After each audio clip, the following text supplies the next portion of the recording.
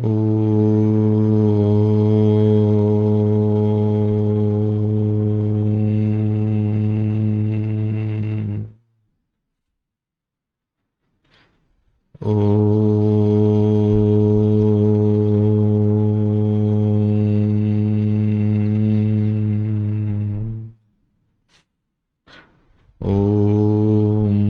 सहनाववतु सहनौ भुनक्तु सह वीर्यं करवावहै तेजस्विनावधीतमस्तु मा विद्विषावहै। ओम शांति शांति शांति।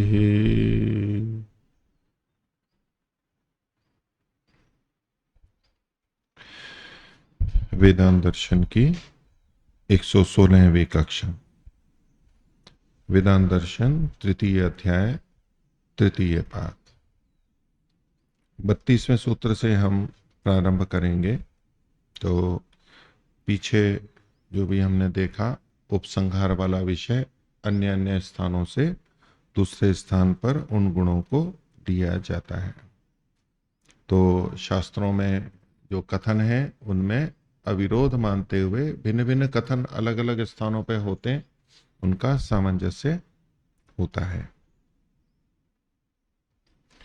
तो परमात्मा की प्राप्ति के लिए देवयान और फिर ये पितृयान, दो यानों का है। पितृयान देवयान से परमात्मा को प्राप्त करते हैं और उसमें पाप और पुण्य हमारे समाप्त होते हैं और फिर मुक्ति में परमात्मा को प्राप्त करते हैं। ये सब हम पीछे के प्रकरणों में देख चुके हैं। तो पिछले पाठ में से किन्हीं को कुछ पूछना है? नहीं। तो आगे देखिए 32वां सूत्र। यावद अधिकारम अवस्थिति ही आधिकारिकाणाम। जब तक अधिकार है तब तक अवस्थिति है। मुक्ति की दृष्टि से देखिए कि मुक्ति में कब तक रहेगा व्यक्ति। यावत अधिकारम, जब तक अधिकार है तब तक अवस्थिति होगी।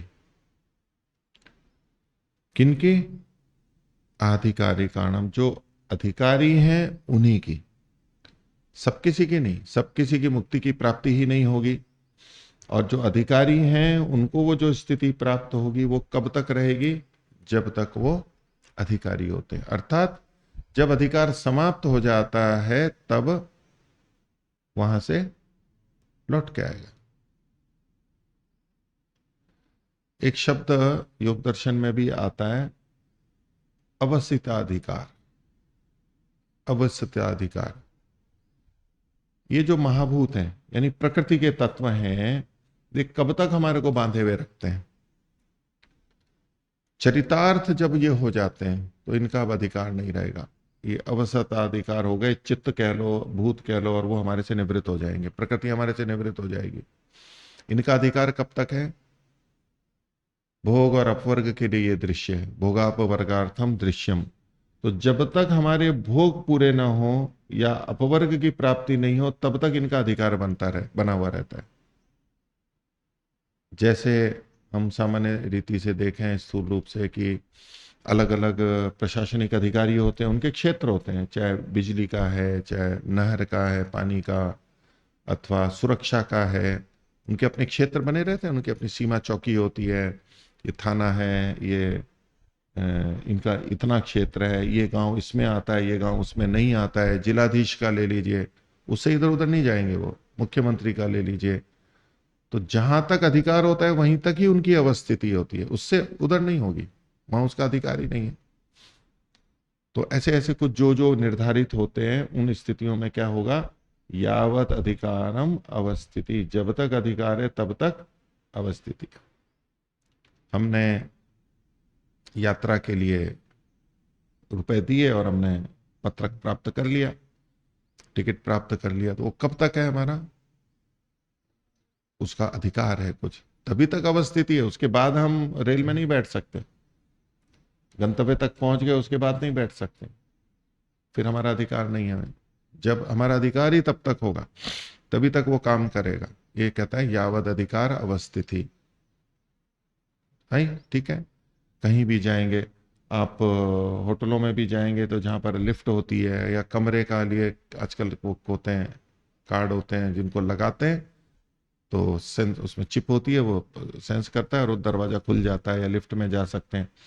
अब किसी ने एक दिन के लिए कमरा लिया है और तब तक ही वो काम करेगा, पहले से ही उसमें समय रहता है। अब अगले दिन उसी को रख लो और सोचो कि मैं इससे उस कमरे में चला जाऊं, जा ही नहीं सकते। वो पहले से निर्धारित है, जब तक अधिकार होता है तभी तक अवस्थिति है। अलग अलग क्षेत्रों में मुख्यमंत्री है तो उसका जब तक समय है तभी तक रहेगा, उसके बाद में उसका अधिकार नहीं रहेगा। दूसरा है, दूसरे का अधिकार आ जाएगा। तो ये तो खैर एक की जगह दूसरा वाला है, लेकिन एक सामान्य रीति से मुक्ति में जो हमारी अवस्थिति होती है वो कब तक होती है, जब तक हमारा अधिकार होता है। अन्य भी स्थानों पर जो जब तक संस्कार, जब तक कर्माशय रहता है तब तक हमारे लिए वो अधिकार रहता है, उसके बाद में अधिकार समाप्त। तो क्या सूत्र में क्या कहा, यावद अधिकारम अवस्थिति ही, जब तक अधिकार है तभी तक अवस्थिति होती है। और किन की, सबकी नहीं, अधिकारी का नाम, जो अधिकारी का नाम, जो अधिकारी हैं उन्हीं की ये अवस्थिति है। जो अधिकारी नहीं है उनके लिए तो ये विषय ही नहीं रहेगा। भाष्य देखिए, आधिकारिकाणाम, इसको सबसे पहले अवस्थिति, जो अधिकारिक हैं उनकी, अधिकारी हैं उनकी अवस्थिति कब तक होती है, यावत अधिकारम, जब तक अधिकार है तभी तक अवस्थिति रहती है। ब्रह्मोपासनया मोक्षाधिकार है। ये प्रसंग हमारा वो अधिकारियों का और वो लोक का तो है नहीं कि जिलाधीश को या संसद सदस्य को बंगला दिया गया है कि भैया आपका निवास का है, या पुलिस अधीक्षक को दिया है। उस तरह का लौकिक विषय तो ये है नहीं, घटता सब जगह है, लेकिन ये हमारे कहाँ है, ब्रह्मोपासनया मोक्षाधिकारे, ब्रह्म की उपासना के द्वारा जो मोक्ष का अधिकार प्राप्त होता है उस विषय में संभूता नाम अवस्थिति, जो संभूत हैं, पहुंच गए हैं स्थितियां, उन्हीं की अवस्थिति होती है। उसी अवस्थिति मतलब स्वरूप स्थिति मोक्षे, मोक्ष में उनकी स्वरूप स्थिति होती है। अभी हम कहें जी हम मोक्ष में स्थित हैं, तो हम केवल विचार में मोक्ष में स्थित हो सकते हैं, कल्पना में हो सकते हैं। कल्पना में सोच सकता है ना कि मैं जी भारत का प्रधानमंत्री बन गया हूं, मैं राष्ट्रपति भवन में हूं, राष्ट्रपति बन गया हूं, ऐसे ऐसे कुछ भी हम कर सकते हैं। मन में तो कुछ भी सोच लो ज्ञान के स्तर पर, बौद्धिक स्तर पर, लेकिन वास्तव में अवस्थिति नहीं, स्वरूपता स्थिति नहीं होगी। हाँ, सपने में स्वरूपता स्थिति भी हो जाती है। सपने में राष्ट्रपति भवन में पहुंच गए, मैं राष्ट्रपति बन गया हूं और दूसरों को भोजन दे रहा हूं, लोग आ रहे हैं, पुलिस वाले मेरी रक्षा कर रहे हैं, तो वो भी स्वरूपता स्थिति नहीं होगी। तो ब्रह्मोपासना या मोक्षाधिकारी संभूतानाम अवस्थिति स्वरूप स्थिति मोक्षे, मोक्ष को खोल दिया, मोक्षानंद भोगे, मोक्ष में जो आनंद का भोग होता है उसके संदर्भ में, यावत अधिकारम, जब तक अधिकार है, यावत योग्यत्वम, जब तक उसकी योग्यता है, योग्यता अनुसार तो भवती, वो योग्यता के अनुसार होता है। ठीक है, यहां तक ठीक है। अब इसको समझाने के लिए ब्रह्ममुनि जी ने एक उदाहरण दिया है, क्या, यावत ज्ञानम तावान मोक्षे तस्य आनंदोपभोगा संपद्यते। क्या लिखा, जिसका, यस्य यावत ज्ञानम, जिसका जितना ज्ञान है, जिसका मतलब जिस आत्मा का, यावत ज्ञानम जितना ज्ञान है, तावान मोक्षे तस्य आनंदोपभोग, उतना ही उसका मुक्ति में आनंद का उपभोग होगा। यावत अवस्थिति ना है, जब तक अधिकार है तो अधिकार तो कम ज्यादा हो सकता है। तो हम सबका ज्ञान समान होता है, भिन्न भिन्न होता है, भिन्न भिन्न होता है। कोई भी दो नहीं होंगे जिनका 100% समान हो। और जो मुक्ति में जा रहे हैं उनका ज्ञान समान होगा या भिन्न भिन्न होगा। वो जो मुक्ति में जा रहे हैं, हमारा तो चलो कम ज्यादा है, फिर उनकी संप्रज्ञात समाधि लग गई, असंप्रज्ञात समाधि लग गई, अब वो मुक्ति में जा रहे हैं, तो उनका ज्ञान समान होगा या असमान होगा। अच्छा, जो असमान कह रहे हैं वो हाथ खड़ा करो, मेरे को असमान का, असमान होगा।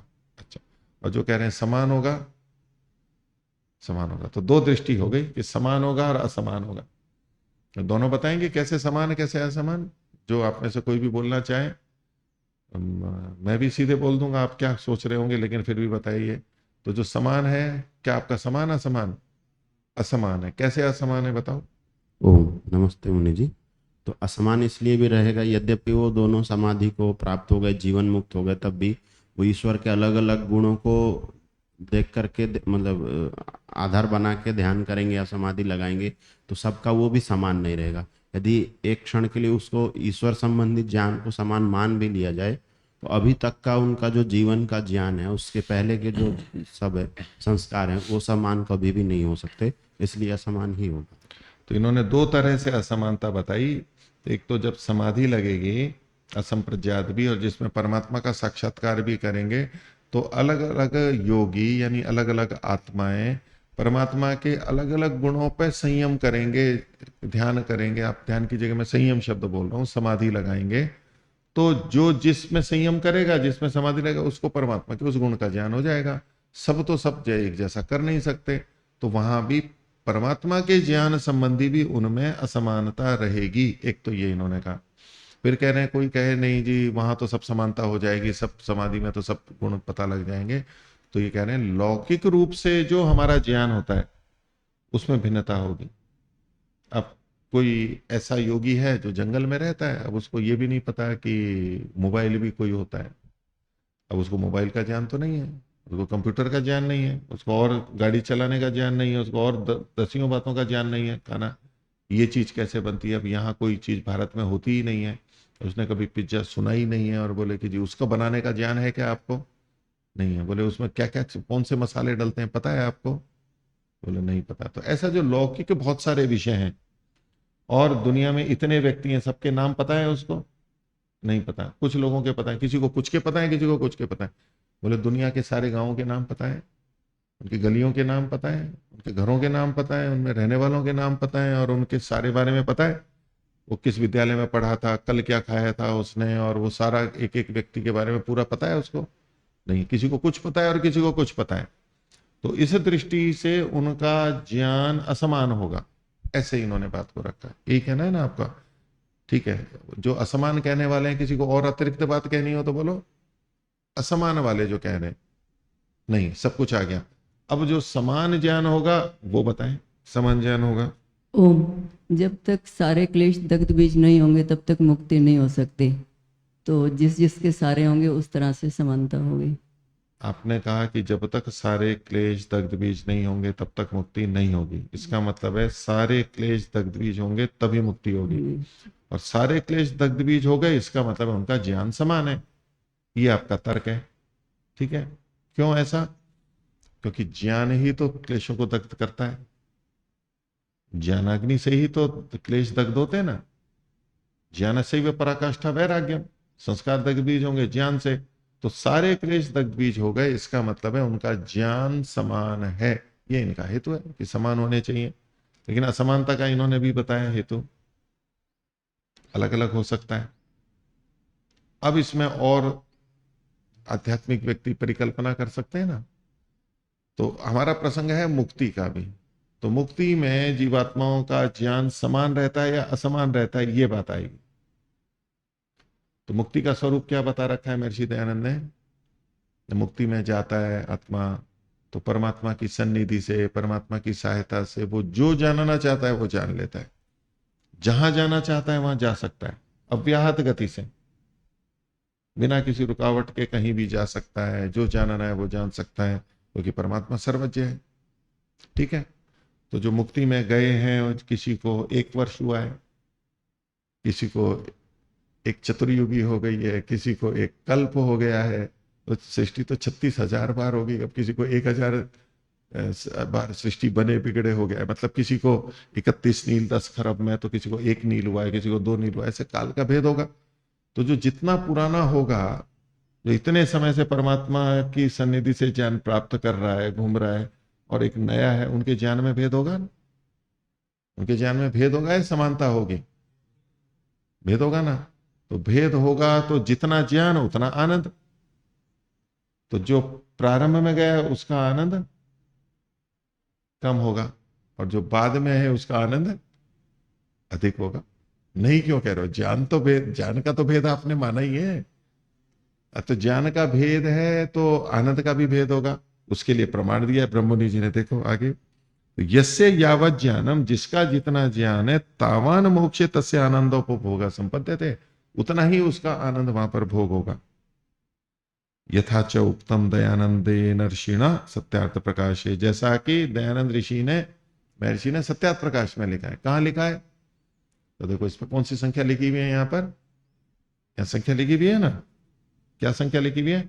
एक। तो नीचे देखो, नीचे क्या लिखा हुआ है एक संख्या में? मुक्ति में जितना ज्ञान अधिक होता है उसको उतना ही आनंद होता है। सत्यार्थ प्रकाश नवम सम्मलास हो गया ना। जितना जिसका जिसका जितना ज्ञान अधिक होता है उसको उतना ही आनंद होता है। अर्थात ज्ञान कम तो आनंद कम, ज्ञान अधिक तो आनंद अधिक। ये तो मुक्ति की बात है, वैसे भी हमें अनुभव होता है नहीं, कौन अधिक सुखी होता है, कौन अधिक दुखी होता है। बताओ, ज्ञान से सुख होता है नहीं होता है? ज्ञान से सुख होता है, दुख होता है? दुख होता है, सुख होता है। तो अधिक ज्ञान तो अधिक सुख होगा, ठीक है, और कम ज्ञान तो कम सुख होगा, ठीक है नहीं? लोक में भी सहमत हो ना, यहां पर संसार में भी ज्ञान का सुख होता है या नहीं होता है? और महर्षि दयानंद ने लिखा है ज्ञान का सुख सांसारिक सुख से 1000 गुना अधिक होता है। अर्थात ज्ञान का सुख बहुत बड़ा होता है।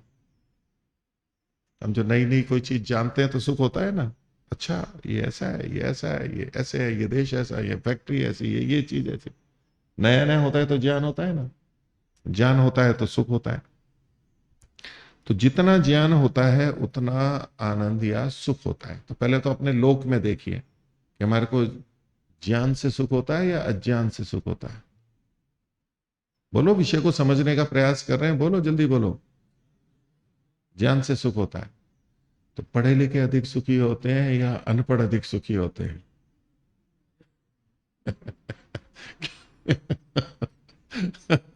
कौन अधिक सुखी होता है, पढ़े लिखे या अनपढ़? देखो, अनपढ़ सुखी होते हैं, दिखने में ऐसा लगता है, और पढ़े लिखे अधिक दुखी होते हैं।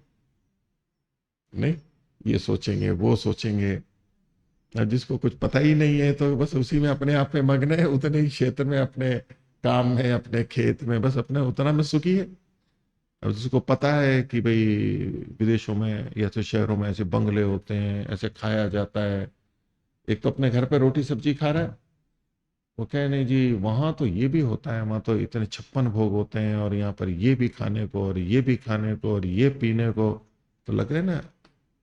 और अब जा पा नहीं रहा है, तो अज्ञानता में तो दुख होगा, ज्ञान पे दुख होगा। जितना जान लिया अब मिलता है नहीं तो ज्ञानी दुखी होगा, और पता ही नहीं है तो सुखी है। कैंसर हो गया है, पता नहीं है तो सुखी है आराम से, और जैसे ही पता लगा कि कैंसर है, ज्ञान हो गया तो दुख शुरू हो गया।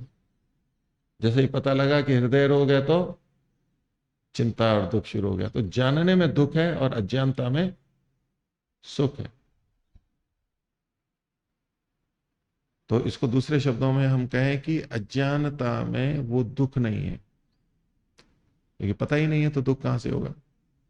अब चोर चोरी करके ले गया, हमें पता ही नहीं है कि हमारी जेब कट चुकी है, तो हम सुखी है दुखी है? दुख नहीं आया है, सुखी नहीं है, दुख नहीं आया। और जैसे ही पता लग गया कि जेब तो कट चुकी है, अब कैसे यात्रा करूंगा, तो दुख आ जाएगा और उससे सुख चला जाएगा। तो ये एक भिन्न बात है, लेकिन सामान्यतः क्या है, ज्ञान से सुख होता है। यदि ज्ञान से दुखी होता तो हम जानने का प्रयास क्यों करते? हम सब जानना चाहते हैं ना। जैसे कि हम कहें कि धन से सुख होता है या दुख होता है? धन से सुख होता है या दुख होता है? अब फिर वही, आप में दो मत है, मेरे को सुख और दुख दोनों दिखाई दे रहे हैं। तो फिर वही पूछूं कि निर्धन अधिक सुखी होता है या धनवान अधिक सुखी होता है, या धनवान अधिक दुखी होता है या निर्धन अधिक दुखी होता है? धनवान अधिक दुखी होता है। उसको कितने था, अर्जन, रक्षण, क्षय, हिंसा, तो पहले तो ले, फिर उसको रक्षा करो। बंगला ले रखा है, हाथी पाल रखा है, तो हाथी को उसको उसको कराओ। ये अब जिसके हाथी ही नहीं है तो उसको क्या चिंता है? नहीं, बड़ा पहले तो राजा बन जाओ और फिर शासन को देखो, ये चिंता, सीमा पे चिंता, अंदर की चिंता। अब शासन ही नहीं है तो बस सब समाप्त। तो जो धनवान होते हैं वो दुखी होते हैं और निर्धन होते हैं वो सुखी होते हैं, जैसे यहां पर है। तो इसमें वस्तुतः भिन्न कारणों से दुखी होता है वो धनवान। वास्तव में तो धन से सुखी आता है, साधनों से सुखी होता है, फिर हम दुखी हो जाते हैं, वो भिन्न बात है। ठीक है, सत्यार्थ प्रकाश वाली घटना वो तो आपको मैं दोहरा रहा हूं तो आपको याद आ गई होगी। सत्यार्थ प्रकाश में एक घटना है, एक सेठ जी हैं और मल्लाह है। मल्लाह क्या, वो पालकी ढोने वाले। आगे ध्यान कथा। तो महर्षि ने इसी पे उत्तर दिया है ना वहां पर। वो दूसरा बोल रहा है कि देखो साहूकार को कितना दुख है, पालकी वालों को तो देखो चलो उठा रहे हैं तो थोड़ा कष्ट है, अब देखो न्यायालय पे पहुंच गए तो पालकी नीचे उतर गई, सेठ उतर के अंदर गया और ये आराम से छाया में बैठे हैं और खा रहे हैं पी रहे हैं जो भी कर रहे हैं और कितने आराम से हैं। और वो जो सेठ जी हैं वो जितना जितना न्यायालय के निकट जाते जा रहे हैं ना, उतना उतना उनका दुख और चिंता बढ़ती जा रही है।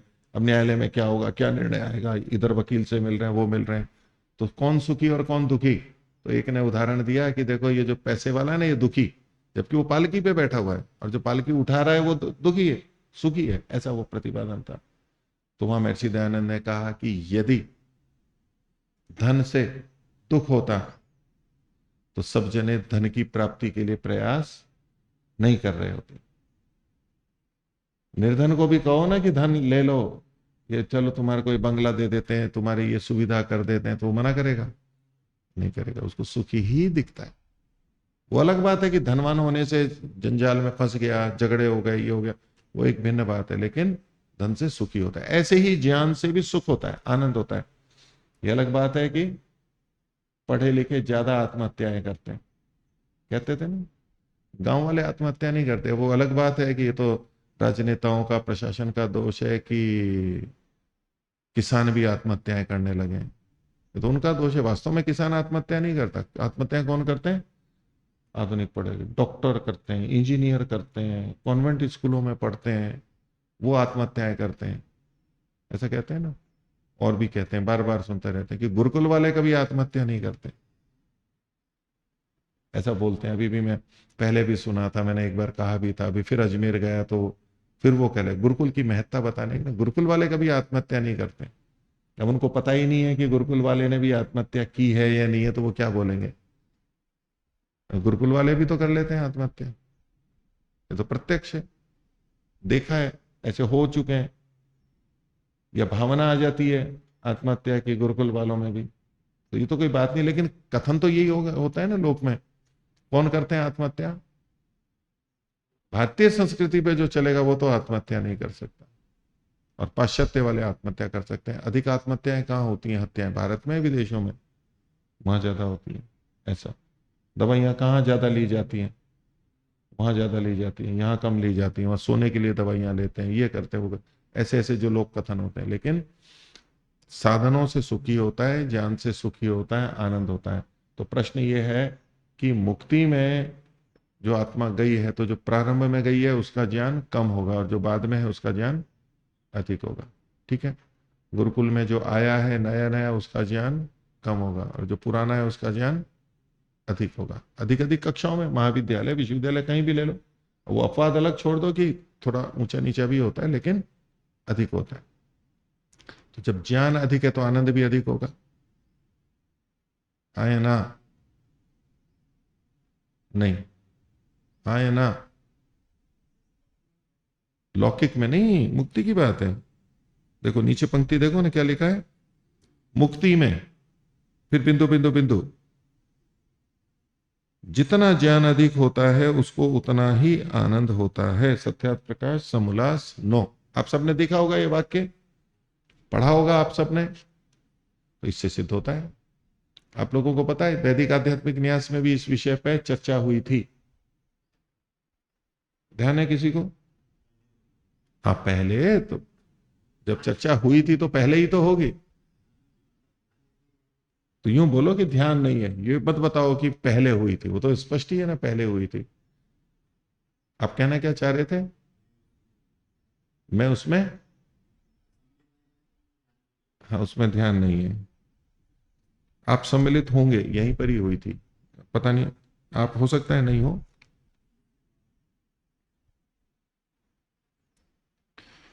तो ये वचन लिखा हुआ है, ये वाक्य। अब इसमें देखो, सबसे पहले तो क्या लिखा है, मुक्ति में, और फिर बिंदु बिंदु बिंदु है। ठीक बोल रहा हूं मैं? बोले नहीं जी, आपने लिखा, बोला बिंदु बिंदु बिंदु, तो 3 ही बिंदु है। कितने बिंदु है इसमें? 4 है, तो गलत बोल दिया मैंने। अभी 3 बार बोलूं चाहे 4 बार बोलूं, वो तो बात तो वही है, लेकिन बिंदु है बीच में, वो कहने का मुक्ति में। तो अब देखो, महर्षि दयानंद ने लिखा है, जितना ज्ञान अधिक होता है, जो लिखा है ना यहां पर, उसको उतना ही आनंद अधिक होता है। ये बात ठीक है। अब ये मुक्ति में शब्द कहां से लाए हैं, तो इसको पहले से लेंगे, मैं पहले का बोलता हूं। तो इसके आधार पर प्राय व्यक्ति यही कहते हैं कि मुक्ति में आनंद कम ज्यादा होता है, न्यूनाधिक होता है। प्रारंभ में कम होता है और बाद में अधिक होता है, ये माना जाता है। एक दूसरा सिद्धांत है कि मुक्ति में आनंद समान होता है, सब एक रस होते हैं, एक जैसे होते हैं। 2 दृष्टियां चलती हैं, तो उसी के कारण से ये चर्चा चली थी, शास्त्रार्थ हुआ, या तो वो कहें कि पक्ष विपक्ष रखे गए। तो अब ब्रह्मणि जी ने भी वो लिख रखा है कि यस्य यावत ज्ञानम तावान मोक्षे तस्य आनंद भोगा संपद्यते, जैसा कि सत्यार्थ प्रकाश में लिखा है। तो देखो, इस प्रसंग को देखना एक सिद्धांततः समझने की बात है। आप में से भी आपको मैं पूछूं कि आपका क्या अभिप्राय है, दोनों में से कौन सी बात ठीक है? तो जी मानते हैं कि आनंद की न्यूनाधिकता होती है, प्रारंभ में ज्ञान कम तो आनंद भी कम, और बाद में ज्ञान बढ़ता जाएगा तो आनंद भी अधिक होगा। ऐसा जिनको स्वीकार्य होता है वो हाथ खड़ा कीजिए। 3 जने, अच्छा। और जिनको ये स्वीकार्य है कि मुक्ति में आनंद समान होता है और ज्ञान की भिन्नता है, तो भी आनंद तो समान ही होगा, ऐसा जो विचारते हैं वो हाथ खड़ा करो। वो भी 6-7 जने हो गए। अभी आपका निश्चय नहीं हुआ है, आधा अधूरा है ना। हाथ ऊपर कर करके भी, फिर नाक को खजोल करके, और फिर हाथ नीचे। संदेह होता है ना, कभी कभी सिर खुजा लेते हैं, कभी गर्दन खुजा लेते हैं, कभी नाक खुजा लेते हैं, कभी यूं यूं कर लेते हैं, कुछ भी कर लेते हैं। तो वो अभी थोड़ा विचाराधीन है संदेह का। तो दूसरा पक्ष क्या हुआ कि ज्ञान की तो भिन्नता है, लेकिन आनंद की भिन्नता नहीं है। ठीक है। अब ये जो 2 पक्ष रखे, इनसे भी भिन्न किसी का पक्ष हो या विचार हो तो हाथ खड़ा करो। ये सब आ गए इसके अंदर, या जिनको पता नहीं है तो चलो हाथ खड़ा नहीं किया। इससे भिन्न भी कुछ है क्या? नहीं है। तो ये हमें देखने की बात है। ठीक है। तो देखो, ये जो प्रसंग है ना, मैं पूरा पढ़ के थोड़ा सा बोलता हूं आपको, और फिर चर्चा करेंगे इसके ऊपर। तो ये सत्यार्थ प्रकाश समोल्लास 9, और अंत में जो अलग अलग जन्म होते हैं मनुस्मृति के श्लोक दिए ना, उससे पहले का प्रसंग है ये। तो प्रश्न वहां पर यह है, जैसे शरीर के बिना सांसारिक सुख नहीं भोग सकता, वैसे मुक्ति में बिना शरीर आनंद कैसे भोग सकेगा? क्योंकि शरीर तो है नहीं, स्थूल शरीर तो वैसे ही छूट गया, सूक्ष्म शरीर भी छूट गया, प्रकृति सब चली गई, इंद्रियां भी नहीं है, सूक्ष्म शरीर कुछ, तो कैसे जानेगा, कैसे करेगा? कुछ कर ही नहीं सकता, तो आनंद भी कैसे भोगेगा? बिना शरीर के तो हम कुछ कर ही नहीं सकते। तो इसका महर्षि कहते हैं कि इसका समाधान पूर्व में कराए हैं। तो पूर्व में करवाएं, इससे पहले ये इसमें पृष्ठ संख्या मेरे है 279। अभी जो पृष्ठ संख्या है वो 296 है। परोपकारिणी सभा के द्वारा जो छपा हुआ सत्यार्थ प्रकाश है, मैं उसकी बात कर रहा हूं। तो 279 वहां पर भी ये प्रसंग आया पहले कि कैसे कैसे होते हैं, मुक्ति में क्या होता है, तो परमात्मा की सहायता से वहां पर होता है। वहां पर प्रश्न था कि मुक्त जीव का स्थूल शरीर रहता है व नहीं।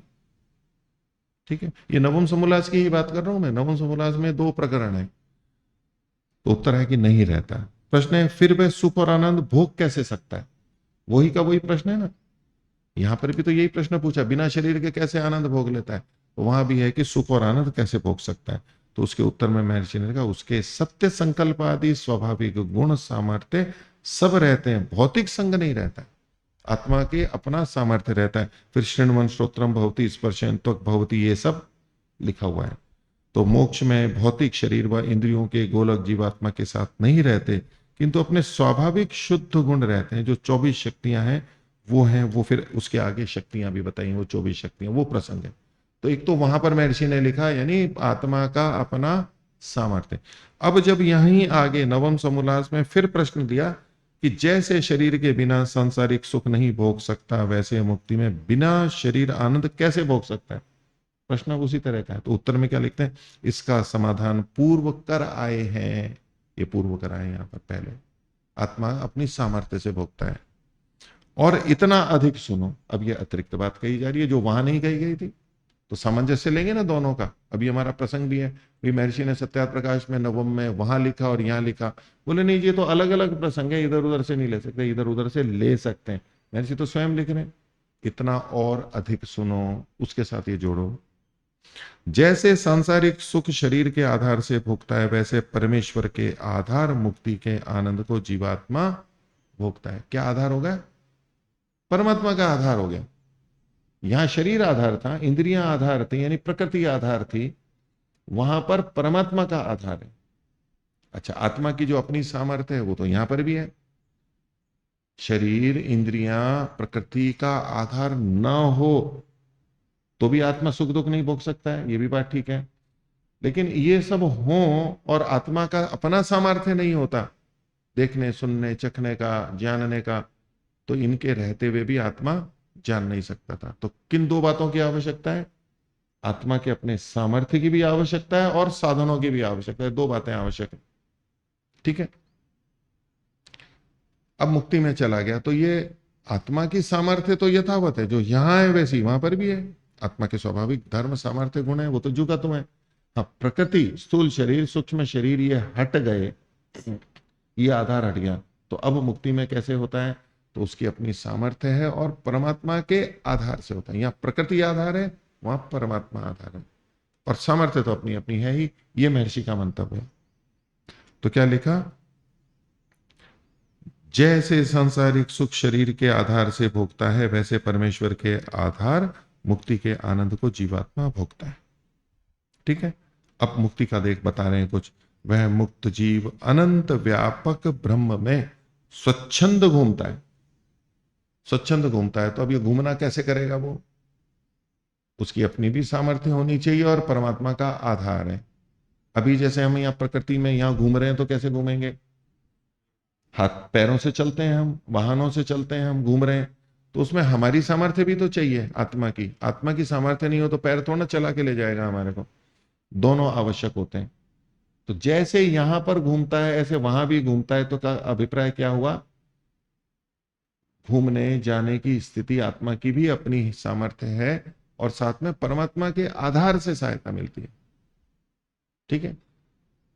हम साइकिल चलाते हैं, मोटरसाइकिल चलाएं, हमारी अपनी ताकत नहीं हो कुछ भी तो हम साइकिल नहीं चला सकते, हम मोटरसाइकिल नहीं चला सकते, हम कार नहीं चला सकते, विमान नहीं चला सकते।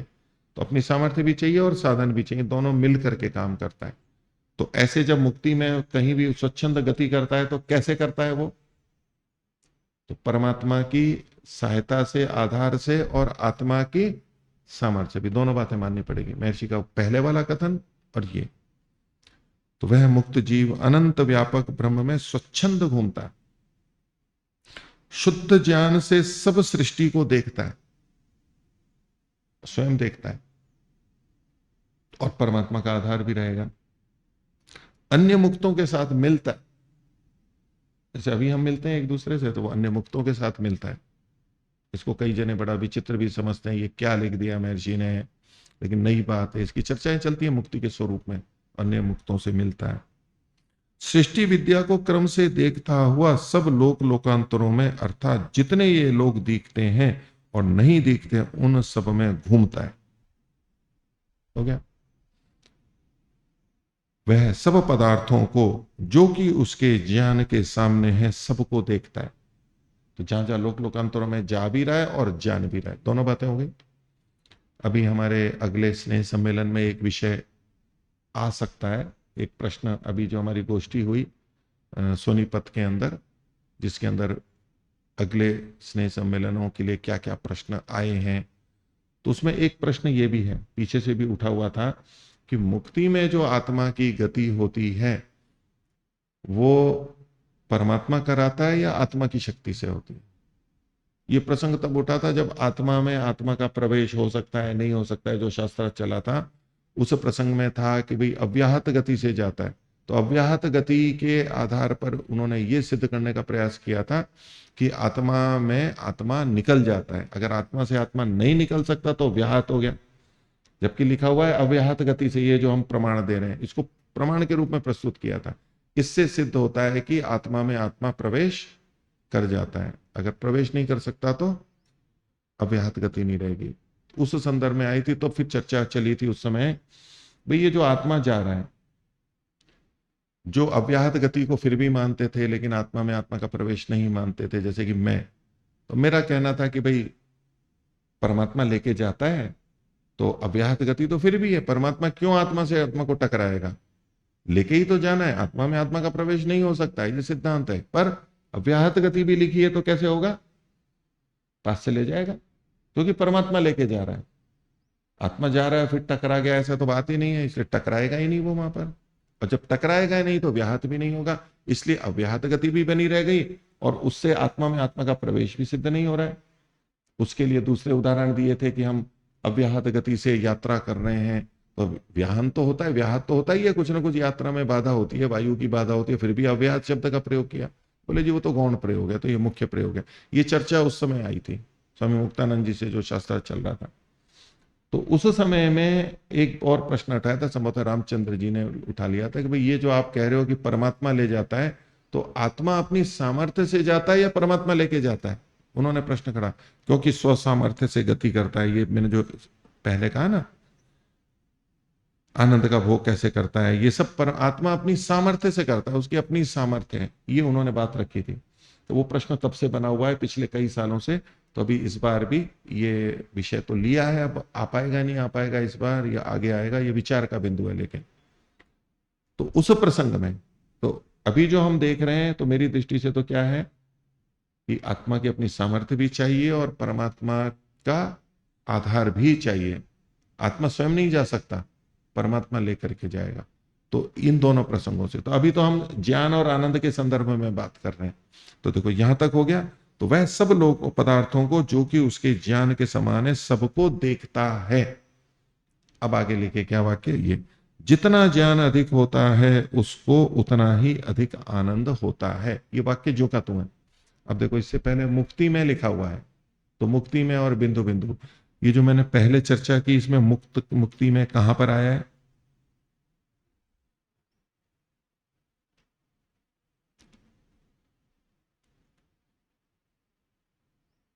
वह मुक्त जीव अनंत व्यापक ब्रह्म में स्वच्छंद घूमता, शुद्ध ज्ञान से सब सृष्टि को देखता, सब मुक्तों के साथ मिलता, सृष्टि क्रम को क्रम से देखता हुआ सब लोकांतरों में, अर्थात जितने ये लोग दिखते हैं और नहीं दिखते उन सब में घूमता है, सब पदार्थों को जो जो जो कि उसके ज्ञान के सामने उसको देखता है। अब मुक्ति में शब्द तो सीधे सीधे कहीं नहीं आया, लेकिन आप प्रसंग मुक्ति का ही है। वो मुक्त जीव ऐसा ऐसा करता है तो मुक्ति में ही करता है। तो ये जो यहाँ बिंदु बिंदु लिखा है ना, तो सीधे सीधे तो मुक्ति में शब्द पहले आया नहीं है। हाँ, ये वाक्य अवश्य है जू का तू, कि जितना ज्ञान अधिक होता है उसको उतना ही आनंद अधिक होता है। अब ये जो नीचे टिप्पणी में लिखा हुआ है ना मुक्ति में, तब तो ये बात आएगी कि ये जो ज्ञान की अधिकता से आनंद का अधिक होना, ये कहाँ के लिए कह रहे हैं महर्षि दयानंद, मुक्ति के लिए कह रहे हैं, तो मुक्ति में घटेगा। अच्छा, लोक में तो होता ही है, लोक में तो ज्ञान के भेद से आनंद का भेद होता है, यहां तो होता है, लेकिन मुक्ति में ये इस वाक्य से आएगा। लेकिन हम यूं देखने लगेंगे तो यहां मुक्ति में पहले शब्द तो है नहीं। हाँ, सामान्य रूप से यह कथन है कि जितना ज्ञान अधिक होता है उतना आनंद अधिक होता है। अब ये जो अपेक्षा है लोक में तो सिद्ध है, और लोक और मुक्ति उसमें भी देखें तो यहां लोक में हमें कितना भी ज्ञान हो, मुक्ति में उससे अधिक ही ज्ञान होगा, क्योंकि परमात्मा से सीधा ज्ञान प्राप्त हो रहा है, तो वहां आनंद भी अधिक होगा। आनंद भी अधिक होता है, संसार का कितना भी आनंद हो, मुक्ति का आनंद उससे बहुत अधिक है। वो हम उपनिषद आदि में ऋषियों के अभिप्राय को समझ चुके हैं। तो संसार में भी ज्ञान की अधिकता से सुख या आनंद की अधिकता देखी जाती है, यहां घट रही है बात। और संसार की अपेक्षा मुक्ति में देखेंगे तो संसार में जितना भी ज्ञान हो, संप्रज्ञात समाधि असंप्रज्ञात में, उसकी अपेक्षा मुक्ति में ज्ञान अधिक होगा उसको। तो यहां भी ईश्वर साक्षात्कार में ईश्वर का आनंद ले रहा है, तब भी इसकी अपेक्षा, बंधन की अपेक्षा, शरीर की अपेक्षा मुक्ति में अधिक आनंद होगा। यहां तक भी बात हो गई। अब बात रही कि मुक्ति में ही जो आत्माएं हैं, उनमें प्रारंभ की आत्मा और भी अनेक समय से पहले से मुक्ति में है, उनमें ज्ञान का भेद और आनंद का भेद होता है या नहीं होता है, बस ये बिंदु अटका हुआ है इसके अंदर। तो ब्रह्ममुनि जी का तो यही तात्पर्य है। तो आपका भी ये अभिप्राय है, आप में से कुछ का है कि ज्ञान का भेद है तो आनंद का भी भेद होगा, और कुछ का कहना है कि ज्ञान का तो भेद होगा लेकिन आनंद का भेद नहीं होगा। तो कौन सी बात अधिक संगत है? भाई ज्ञान कारण है तो ज्ञान का भेद होगा तो आनंद का भी भेद होना चाहिए। ठीक है, जितना गुड़ उतना मीठा, जितना ज्ञान उतना आनंद, ये तो युक्ति संगत है। अब जो दूसरे बचे हुए हैं आप में, जिन्होंने कहा कि नहीं जी ज्ञान तो बढ़ेगा लेकिन आनंद नहीं बढ़ेगा, तो वो कारण कार्य संबंध नहीं रहा, वो असंगति प्रतीत होने लगेगी। तो अब ये जो मुक्ति में शब्द है ना, इस वाक्य के बाद में ये ना, जितना ज्ञान अधिक होता है उसको उतना ही आनंद अधिक होता है। इससे अगली पंक्ति के प्रारंभ में लिखा हुआ है मुक्ति में, ये जो यहां लिखा हुआ है ना मुक्ति में, आगे वो वहां पीछे लिखा हुआ है, मुक्ति का प्रसंग है। अब उस वाक्य को और सुन लो। मुक्ति में जीवात्मा निर्मल होने से, इसको मैं आपको पहले एक और चीज बताता हूं।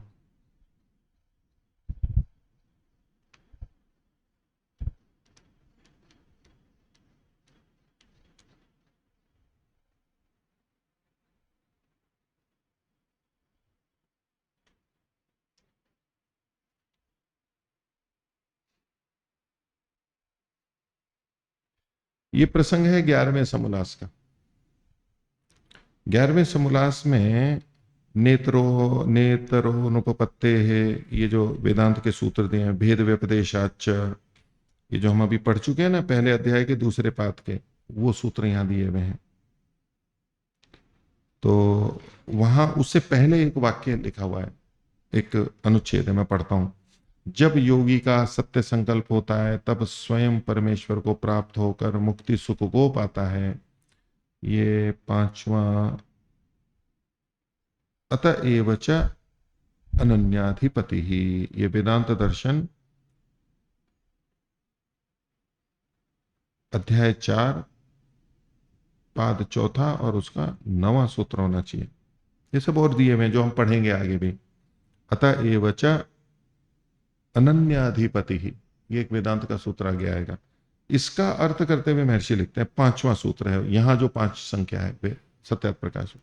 जब योगी का सत्य संकल्प होता है तब स्वयं परमेश्वर को प्राप्त होकर मुक्ति सुख को पाता है, वहां स्वाधीन स्वतंत्र रहता है। जैसा संसार में एक प्रधान दूसरा अप्रधान होता है वैसा मुक्ति में नहीं होता। क्या हो गया? जैसा संसार में एक प्रधान और दूसरा अप्रधान, प्रधान और अप्रधान होते हैं ना, वो गांव वाले प्रधान और अप्रधान है वो ही नहीं, वैसे भी कोई किसी में प्रधान है मुख्य है, कोई किसी में अप्रधान है, कोई शरीर से, कोई ज्ञान से, कोई बल से, कोई कला से, कोई धन से, कैसे अलग अलग। बोले ऐसा मुक्ति में नहीं होता है। तो प्रधान अप्रधान नहीं होता का क्या मतलब हो गया? कोई भेद नहीं रहेगा मुक्ति में, मुक्तात्माओं में। तो जैसा संसार में एक प्रधान दूसरा अप्रधान होता है वैसा मुक्ति में नहीं, किंतु सब मुक्त जीव एक से रहते हैं। ये महर्षि का अभिप्राय है वेदांत सूत्र के अर्थ पर सत्यार्थ प्रकाश। तो इससे क्या पता लगा? सब एक समान रहते हैं, सब एक समान रहते हैं। तो कौन सा पक्ष आप में से सिद्ध होगा? जो आपके 2 पक्ष थे ना, एक में था ज्ञान भी बदलता है और आनंद भी बदलता है, और दूसरों का था ज्ञान बदलता है लेकिन आनंद नहीं बदलता है। तो महर्षि का ये जो वचन है, प्रधान अप्रधान नहीं रहते, सब एक जैसे होते हैं, इससे आप में से दोनों पक्षों में से कौन सा पुष्ट हो रहा है? आनंद की समानता वाला पुष्ट हो रहा है। तो जिन्होंने कहा आनंद का भेद होता है वो इससे भिन्न हो गया। आप गर्दन हिला रहे हो जितेंद्र जी? ज्ञान का भेद तो फिर भी रह गया। तो जिन्होंने ये कहा था कि ज्ञान का भेद भी है और आनंद का भेद भी है, तो उस दृष्टि से तो दो दो भेद थे वहां पर, ज्ञान का भी भेद और आनंद का भी भेद। तो ज्ञान का भेद है तो ज्ञान की दृष्टि से प्रधान अप्रधान हो जाएगा, और आनंद का भेद है तो आनंद की दृष्टि से प्रधान अप्रधान हो जाएगा। तो वहां तो दोनों जगह टकराव आएगा। और जिन्होंने ये कहा कि ज्ञान का भेद तो होगा लेकिन आनंद का भेद नहीं होगा, तो उसमें आनंद के प्रसंग में प्रधान अप्रधान नहीं होगा, लेकिन ज्ञान के प्रसंग में तो फिर भी वहां प्रधान अप्रधान होगा। वो आक्षेप तो वहां पर भी है। तो जो आप लोगों ने जो दो उत्तर दिए, उसमें पहले वाले में तो अधिक दोष है दोनों ही पक्षों में, इसमें आधा ठीक है और आधा गलत है। अब समस्या है कि क्या करें, ज्ञान की भिन्नता तो माननी ही पड़ेगी ना। तो अब उसमें मैं वापस उसी प्रसंग में आता हूं, सत्यात प्रकाश नवम समोल्लास, जो मैं भी ये वाक्य था ना, जितना ज्ञान अधिक होता है उसको उतना ही आनंद अधिक होता है मुक्ति में। अब इस वाक्य को पढ़िए, मुक्ति के बाद में क्या लिखते हैं, मुक्ति में जीवात्मा निर्मल होने से पूर्ण ज्ञानी होकर उसको सब सन्निहित पदार्थों का भान यथावत होता है। फिर से बोलूं वाक्य, इससे समाधान निकलता है, दिखता है कुछ। मुक्ति में जीवात्मा निर्मल होने से, तो निर्मल तो है ना, क्लेश सारे दग्धबीज हो गए, संस्कार सारे दग्धबीज हो गए, निर्मल है बिल्कुल, ठीक है। सत्व पुरुषो शुद्धि साम्य कैवल्यमिति योग दर्शन का सूत्र है। पुरुष की शुद्धि की समानता मतलब पूर्ण शुद्ध हो जाता है वो, तो निर्मल है। मुक्ति में जीवात्मा निर्मल होने से पूर्ण ज्ञानी होकर के, अब कैसा ज्ञानी है, पूर्ण ज्ञानी। और यदि हम ये मानेंगे कि प्रारंभ में कुछ जानता है, जितना पुराना पुराना है उतना अधिक जानता है, तो पूर्ण ज्ञानी शब्द प्रयोग हो सकता है क्या? तो पूर्ण ज्ञानी किन मुक्त आत्माओं के लिए कहा जा रहा है? जो मुक्ति की अंतिम आत्मा है ना, वो पूर्ण ज्ञानी होंगी। प्रारंभ वाली तो पूर्ण ज्ञानी कहाँ होंगी, क्योंकि ज्ञान की वृद्धि हो रही है, तो इसका मतलब है पहले ज्ञान कम था। यही तो अर्थ ले रहे थे ना आप। महर्षि क्या कहते हैं, मुक्ति में जीवात्मा निर्मल होने से पूर्ण ज्ञानी होकर के, अर्थात हर मुक्त आत्मा पूर्ण ज्ञानी है। और क्यों पूर्ण ज्ञानी है, उसका यह हेतु है निर्मल होने से, और प्रसंग मुक्ति का है। मुक्ति में जीवात्मा निर्मल होने से पूर्ण ज्ञानी होकर उसको सब सन्निहित पदार्थों का भान यथावत होता है। जो जो सन्निहित पदार्थ हैं उनका ज्ञान यथावत होता है। तो अब क्या हुआ, ज्ञान की भिन्नता है या नहीं है मुक्ति में, महर्षि के वचन से। तो जो ये कहते हैं कि मुक्ति में प्रारंभ में तो ज्ञान कम होगा अधिक होगा, क्योंकि उनकी व्यवहार बुद्धि ये कहती है कि जो नया बच्चा होता है वो कम जानता है, बढ़ते बढ़ते ज्यादा जानता है, शिक्षा है, तो ये व्यवहार बुद्धि तो ये कहेगी, और ये युक्ति वो मुक्ति में लगा रहे हैं। पर ये युक्ति मुक्ति में लगेगी ही नहीं। कैसे लगेगी? यहां तो इंद्रियों आदि से धीरे धीरे ज्ञान प्राप्त करता है, भेद हो सकता है। मुक्ति में कुछ नहीं होगा भेद, कोई बाधक नहीं है, कोई शरीर प्रकृति की बाधा नहीं है। और संपर्क किससे है? सर्वज्ञ परमात्मा से। तो वो तो सर्वज्ञता की स्थिति में रहेगा। तो लेकिन सर्वज्ञता का ये अर्थ नहीं है कि वो जैसे परमात्मा जानता है वैसा जानेगा, वो भ्रांति ना हो जाए। तो सन्निहित पदार्थों का महर्षि ने कहा, सन्निहित का मतलब हुआ जो जो सामने आ रहे हैं। वो उस लोक में गया अव्याहत गति से, सूर्य में, चंद्रमा में, और कहीं मंगल आदि कहीं भी दूर दूर उस गैलेक्सी में, उस आकाश गंगा में, वहां वहां जो जो सन्निहित पदार्थ हैं उनका ज्ञान उसको यथावत होगा। सबका नहीं, परमात्मा की तरह सर्वज्ञ पूर्ण ज्ञानी नहीं होगा, लेकिन ये जो धर्म है वो हर आत्मा में समान होगा। तो इससे क्या अभिप्राय निकल के आएगा कि वहां पर ज्ञान भी समान है और आनंद भी समान है, दोनों दृष्टियों से। आनंद तो समान है ही, उसमें कोई प्रधान अप्रधान नहीं है, और ज्ञान में भी कोई प्रधान अप्रधान नहीं है। जहां जहां जो है, जिस जिसको जो ज्ञान हो रहा है उस सन्निधि में उसको पूरा ज्ञान है, इसलिए उसको सब एक समान है। जो महर्षि ने आगे भी कहा, मैंने 11वें समोल्लास का आपको प्रमाण दिया। तो इस आधार पर हम ये कह सकते हैं, तो महर्षि का जो ये वचन है उसका ये तात्पर्य बिल्कुल नहीं है कि मुक्ति में भी आनंद की न्यूनाधिकता होती है। कितने लोग इसी सत्यात प्रकाश के वचन से, जो ब्रह्ममुनि जी ने भी दिया, और चूंकि यहां दिया हुआ है तो ऐसे ही बोलते हैं दर्शन पढ़ करके भी, लेकिन महर्षि के सब वचनों को देखेंगे तो ये तात्पर्य ठीक नहीं है। तो प्रसंग क्या था? यावत अधिकारम अवस्थिति ही, जितना अधिकार है वो तब तक अवस्थिति के लिए कहा जा रहा है। वहां ये नहीं कहा जा रहा है जितना अधिकार है उतना आनंद मिलेगा, जितना ज्ञान अधिक उतना आनंद अधिक। ज्ञान हो गया अधिकार, योग्यता, और उतना ही आनंद मिला, ये तो प्रसंग ही नहीं है इस सूत्र में। इसको नहीं कहना चाह रहे। यावत अधिकार अवस्थिति, तो वो अधिकार अन्य दृष्टि से देखेंगे, ज्ञान और आनंद के प्रसंग में नहीं देखना चाहिए, ये मेरा अभिप्राय। बोलिए। ओ नमस्ते मुनि जी। तो इसमें जो ये कथन होता है कि मुक्त आत्मा जिस जिस द्रव्य या पदार्थ को जानना चाहता है या जिस स्थान पर जाना चाहता है, तो ईश्वर उसको वो ज्ञान करा देता है या वहाँ ले जाते हैं। तो सबकी इच्छाएं भिन्न भिन्न होंगी, तो अलग अलग स्थानों में जाएंगे और अलग अलग वस्तुओं को जानेंगे, तो क्या ये भिन्नता उनमें नहीं होगी? कुछ नहीं होगी। इच्छा भी भेद क्यों होगी? इच्छा भेद का कारण स्वतंत्र पिछला कोई संस्कार नहीं है, सब आत्माएं समान है, सन्निधि परमात्मा की समान है। ठीक है, वो मुक्ति में आया है, उसको भी पता है कि परमात्मा को क्या क्या ज्ञान है। ठीक है, आगे पीछे जिसको भी होता है उसमें यदृच्छा है, उसमें कोई कारण नहीं है, तो सबको जान रहा है बस। ठीक है, बोले जी बहुत लंबा काल है मुक्ति का, 31 नील, 10 खरब, 40 अरब। हम ज्ञान प्राप्त करते करते 5, 10, 20, 15 साल में तृप्त हो लेते हैं कि अब नहीं पाना है बस। उसको भी हो जाएगा, कितना ज्ञान प्राप्त करूं मैं, इतना पढ़ूं, ये करूं, ये याद करूं, ये करूं। समस्या होती है ना, आदमी विश्राम करना चाहता है, पढ़ते पढ़ते पढ़ते अब पढ़ाई का झंझट छोड़ दो, अब पढ़ाई नहीं करनी। मुक्ति में तो ऐसी कोई बात ही नहीं है, कोई झंझट नहीं, कुछ नहीं, कोई दिनचर्या का पालन नहीं, कोई घंटी नहीं, ये करो वो डांट देगा, ये टोक देगा, कुछ है ही नहीं बंधन। न सोने जगने की कोई बात है, न कुछ और की बात है। ये यज्ञ में देरी में आ रहा हूं तो मेरे पीछे ये कारण है, ये नींद पूरी नहीं हुई, शौच नहीं हुआ, कोई डांट पड़ेगी, ऐसा कुछ भी नहीं है। क्योंकि ना सोना, ना मलाना, ना कुछ और होना, कुछ भी नहीं है। आज बुखार हो गया, ये हो गया, कुछ भी नहीं है। ज्ञान प्राप्त कर रहे हैं तो वहां कोई भेद ही नहीं है, तो वहां ज्ञान का कोई ऐसा बोझ भी नहीं होता, और सब एकदम सहज होता है। सब परमात्मा की सन्निधि में जो है वो जानता है पूरा। तो परमात्मा का आनंद भी सबको समान मिलेगा। उसकी योग्यता तो वो पहले ही प्राप्त कर चुका है। मुक्ति में जाने से पहले जो सब क्लेशों को क्षीण करना है, जो जीवन मुक्त होना है, वो योग्यता तो पा चुका है बस, वो मुक्ति के आनंद के लिए, दुख से निवृत्ति के लिए, तो वो सबको समान रहती है। हाँ, अब ये जो घूमना बैठना है वो अपनी इच्छा से कर सकते हैं, अब उसमें कुछ नहीं है। जैसे कि आपने कुछ धन दे करके कोई अच्छी जगह पे पहुंच गए जहां घूमना, खाना, पीना, रहना सब है।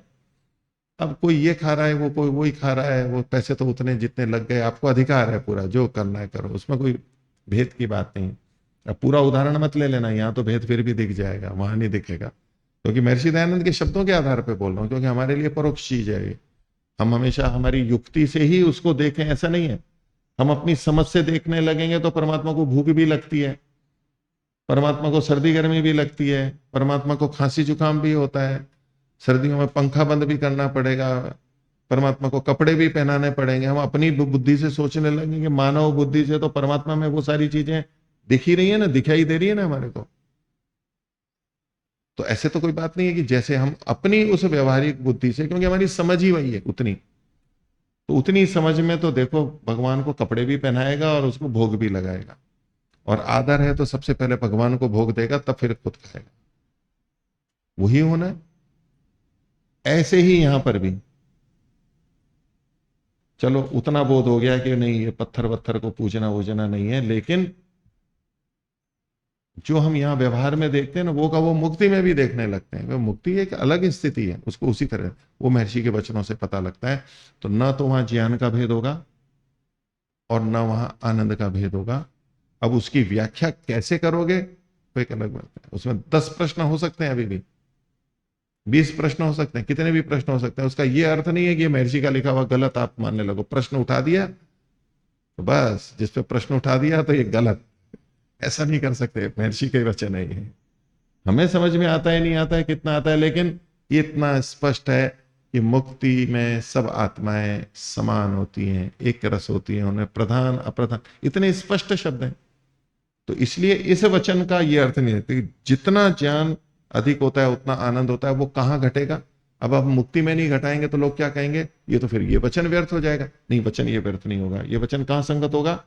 एक तो लोक में संगत होगा, और एक लोक और मुक्ति का जब तुलना करेंगे वहां भी संगत होगा। ये तो चरितार्थ हो गया, व्यर्थ थोड़ा हो रहा है महर्षि का ये वाक्य कि जितना ज्ञान अधिक उतना आनंद अधिक। ये अचरितार्थ नहीं हो रहा है, सार्थक हो चुका है। हाँ, मुक्ति मुक्ति में नहीं होगा। क्यों वहां हम इस वाक्य को नहीं लेके जा रहे? क्योंकि महर्षि का दूसरा वचन मिल रहा है, ये सब आत्माएं एक रस होती हैं, प्रधान अप्रधान नहीं होता है। तो अब इस वाक्य को वहां नहीं लाएंगे। अगर इस वाक्य को वहां ले जाएंगे तो महर्षि का वो वाक्य फिर व्यर्थ होने लगेगा। तो महर्षि का वो वाक्य भी ठीक है, ये भी ठीक है। ये जहां लगेगा, जितना लगेगा उसकी सीमा है। इस वाक्य का अधिकार कहां तक जानेगा, वहीं तक ही रहेगा। समझ गए बात को?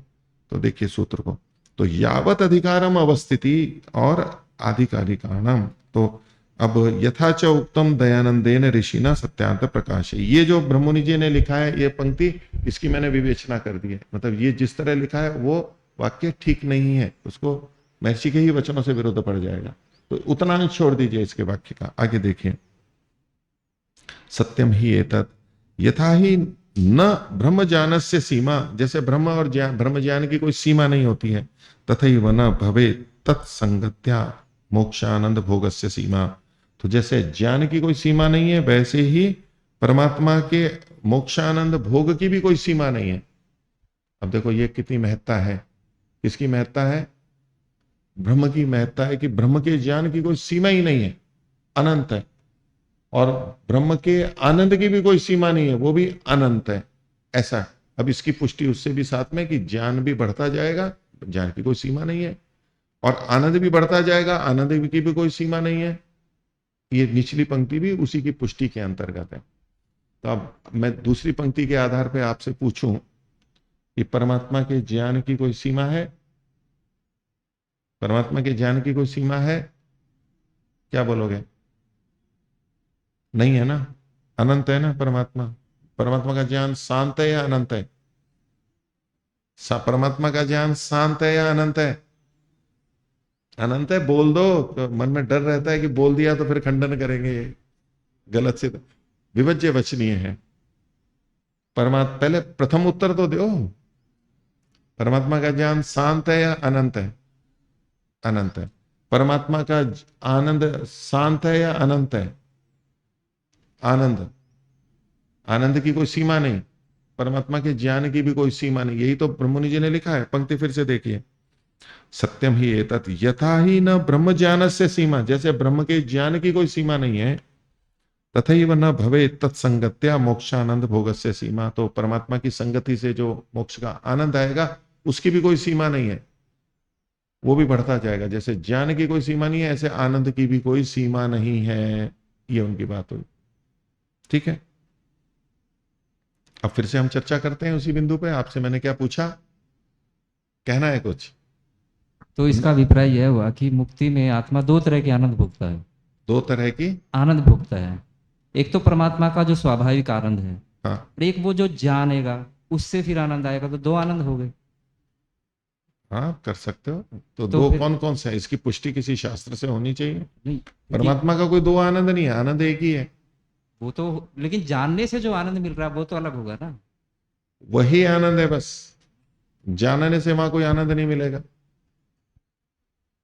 जो आनंद है बस वो ज्ञान का ही आनंद है। वहां ऐसा होता ही नहीं है कि ज्ञान नहीं हो और आनंद नहीं हो।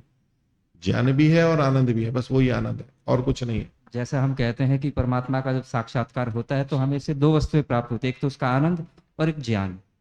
तो दो वस्तुएं, तो अब मुक्ति में यदि वो दो किसी चीज, वस्तुएं मतलब दो गुण हुए। दो गुण हो गए। यहाँ पर है, वहां भी हम दो गुण ही कहेंगे ना, अलग अलग दो गुण ही कहेंगे। लेकिन परमात्मा का आप जो कह रहे हो उससे क्या निकलेगा? कि एक तो स्वाभाविक आनंद तो मिलेगा ही मिलेगा। नहीं, पहले तो ज्ञान और आनंद दो गुण हुए। दो गुण हो गए। दो गुण है। अब आप आनंद को भी एक स्वाभाविक आनंद और एक नैमित्तिक आनंद ऐसा आएगा ना। एक तो स्वाभाविक आनंद है जो परमात्मा का, और एक नैमित्तिक आनंद है। वो नैमित्तिक आनंद आप कहां से कर रहे हो? ज्ञान से कर रहे हो। ज्ञान से। ज्ञान होगा तो आनंद होगा। तो एक मुक्ति में भी दो प्रकार के आनंद हो गए, नया अन्वेषण होगा ये। ठीक है, ठीक है। अच्छा, मुक्ति में जो ज्ञान होगा वो कौन सा होगा? स्वाभाविक होगा या नैमित्तिक होगा? इसी में तो मेरा संशय है। कि जैसे बताओ। जैसे जैसे पंक्ति कह रही कि जितना उसको ज्ञान अधिक होगा उतना ही उसको आनंद होगा, तो इसका मतलब वो जान रहा है और आनंद ले रहा है। तो फिर जो परमात्मा का जो एक रस वाला जो स्वाभाविक आनंद है वो भी तो देता है परमात्मा, तो दो हो गए ना फिर उससे। तो ज्ञान भी दो हो गया ना। मैं आपको आनंद का तो आपके अनुसार कथन आ ही गया कि एक आनंद होगा स्वाभाविक और एक आनंद होगा नैमित्तिक आनंद। अब ज्ञान के लिए भी मैं कहूंगा आपको कि मुक्ति में जो आनंद होगा, एक आनंद स्वाभाविक होना चाहिए, नहीं, ज्ञान एक आनंद स्वाभाविक होना चाहिए और एक नैमित्तिक होना चाहिए, दो प्रकार का। वो कौन से दो प्रकार के? वही जैसे जीवात्मा ने किसी चीज सूर्य के बारे में जानने की इच्छा की, उसने उसको जान लिया तो उससे उसको आनंद हुआ। तो ये एक तो आनंद ये हो गया। नहीं नहीं, आनंद का तो हो गया, ज्ञान का बताना है। तो ज्ञान का ही तो अभी तो यही तो लिखा है उसमें। ज्ञान स्वाभाविक और नैमित्तिक, वो आप स्पष्ट कर दो। मैं वो उतना कह रहा हूँ, आनंद का तो बोल दिया ना, मैं 2-3 बार बोल चुका हूँ आपकी बात को। ठीक है। तो हाँ, ज्ञान का बताओ। जैसे जीवात्मा ने किसी पदार्थ को जानने की इच्छा की और परमात्मा ने उसको वैसा ज्ञान करवा दिया। अब जानने पर जो उसको आनंद होगा। अब फिर आनंद पे मत पहुंचो अभी। लिखा तो यही। लिखा नहीं है, प्रसंग को भी तो देखो। मैं कहाँ मना कर रहा हूँ, आनंद से भी जोड़ देना, आपको पहले जोड़ दिया बाद में भी जोड़ देना। मैं भी बात कर रहा हूँ इसकी, जैसे आपने आनंद में दो भेद किए ना, तो जैसे ज्ञान में भी आपकी दृष्टि से दो भेद होंगे कि मुक्ति में एक तो स्वाभाविक ज्ञान होगा और एक नैमित्तिक ज्ञान होगा। दो तरह का ज्ञान मानना पड़ेगा आपको। जो पहला वाला आनंद है, जो स्वाभाविक आनंद है, वो भी ज्ञान से ही तो आएगा। नहीं, वो तो परमात्मा का स्वाभाविक गुण है। नहीं, स्वाभाविक तो गुण है, लेकिन ज्ञान से ही तो आनंद आ रहा है ना। ये आप संबंध जोड़ के ही तो बोल रहे हो। तो इसका अभिप्राय यह हुआ कि परमात्मा भी ज्ञान से ही आनंदित हो रहा है। वो ले लो आप अर्थ। हमारे लिए है वो। तो उसमें इनकी दृष्टि से हम कह सकते हैं, देखो महर्षि ने जो एक स्पष्ट लिखा है ना, ये पंक्ति जो कह रही है, अब आपने एक पंक्ति पकड़ रखी है, आपको एक पंक्ति पकड़नी है या सारी पंक्तियां पकड़नी है? सारी पंक्तियों को ध्यान में रखना है या एक ही पंक्ति को पकड़ करके बैठ जाना है? सबको देखना है। अब वो एक पंक्ति पकड़ रखी है, वो तो मैंने बताया ही ना, लोग मानते हैं। ये मैं इतनी देर से क्या कह रहा था कि जब इसी एक पंक्ति को पकड़ करके बैठ जाएंगे, अगली पंक्ति को भी नहीं देखेंगे। अगली पंक्ति में कहा कि मुक्ति में निर्मल होने से पूर्ण ज्ञान वाला हो जाता है। तो जब पूर्ण हो गया तो पूर्ण में कुछ कम ज्यादा होता है क्या? पूर्ण में तो पूर्ण हो गया बस, तो कम और ज्यादा का प्रश्न ही नहीं उठा। और वो सब आत्माओं के लिए कहा जा रहा है। और मैंने दूसरे वचन आपको बता दिए 11वें समोल्लास के, प्रधान अप्रधान नहीं है, सब एक समान हो, ये वचन भी तो है। तो आप पंक्ति तो ये कह रही है, कौन सी पंक्ति? जो मेरी दृष्टि के सामने पंक्ति तो ये कह रही है। तो एक होता है ना अर्जुन की तरह से दृष्टि, नहीं होती अर्जुन की दृष्टि। क्या है अर्जुन की दृष्टि? कथा तो सुन रखी है ना सबने।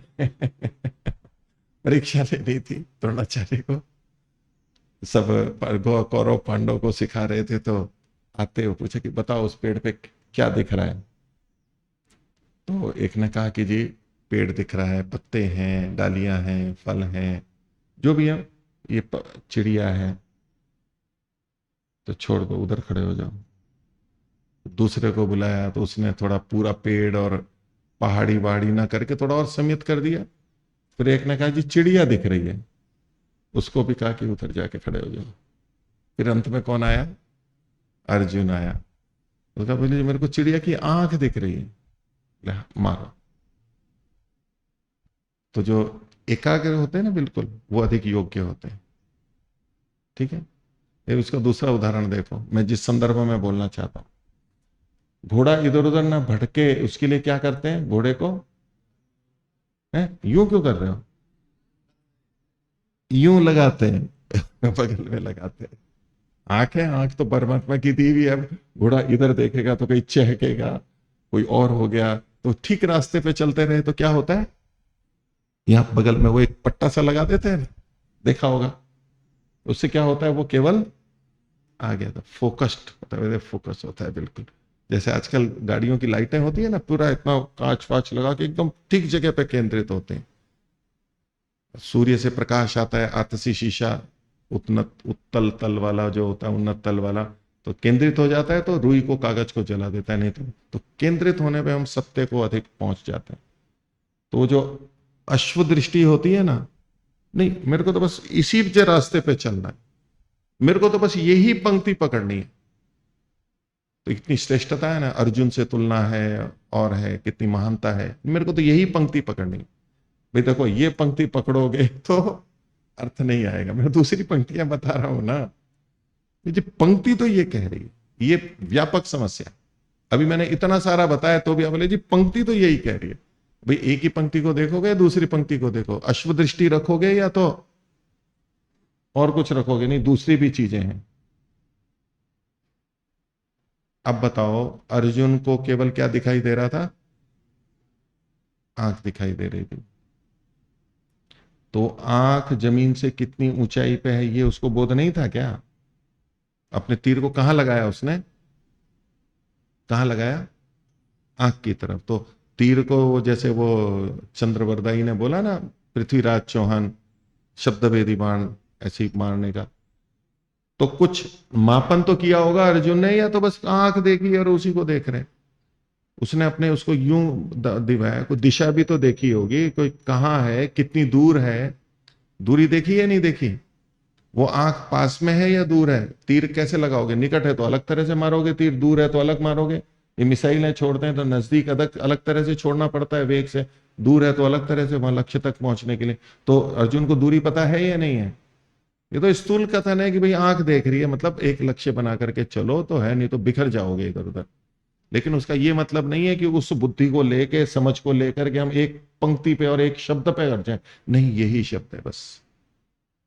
वेद का एक शब्द पकड़ लिया, आगे पीछे के शब्दों का नहीं। आज भी मीमांसा में था, एक शब्द है, उसका अर्थ कैसे निकालोगे आप अगर आगे पीछे के शब्दों को नहीं देखोगे? तो महर्षि के एक वाक्य का अर्थ कैसे निकालोगे यदि आगे पीछे के वाक्यों को नहीं देखोगे? तो मीमांसा तो पूरा इस पे टिका हुआ है। आप किसी एक वाक्य को उठा लिया, जी इसकी विधि है, भाई विधि कहां से? दूसरा वाक्य है वहां पर पहले से विधि की रखी है, तो ये विधि नहीं है, ये तो उद्दिष्ट है, केवल अनुवाद मात्र है। कैसे पता लगता है? व्यापक दृष्टि से। तो महर्षि दयानंद के अनेक वाक्य हैं, उन सबको ध्यान में रखना है। इसी के पीछे पड़ गए तो दूसरे खंडित हुए तो होते रहे, ऐसा नहीं।